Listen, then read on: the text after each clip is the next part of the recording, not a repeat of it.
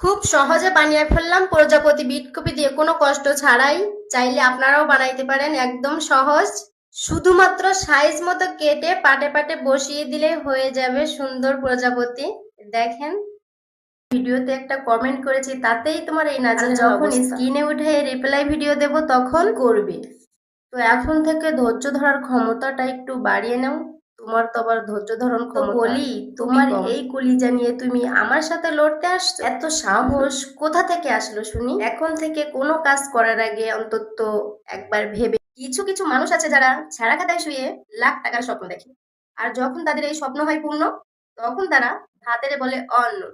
আর আমার এই ভিডিওটা শুধু তোমার জন্য। তোমাকেই বলছি, ডায়েরির পৃষ্ঠাটা একটু উল্টিয়ে দেখো। তোমার আগের হাতের লেখাগুলো কেমন? ঠিক আছে? আশা করি তোমাকে বোঝানোর জন্য আমাকে আর কিছু বলা লাগবে না। এমনিতেই হেব্বি বুদ্ধি তোমার। ঠিক, চাইলেই মানুষ অনেক কিছু ভুলতে পারে। কিন্তু তাদের এই ভুলে যাওয়া দিকগুলো উঠিয়ে দেওয়ার জন্য আমাদের মতো মানুষরা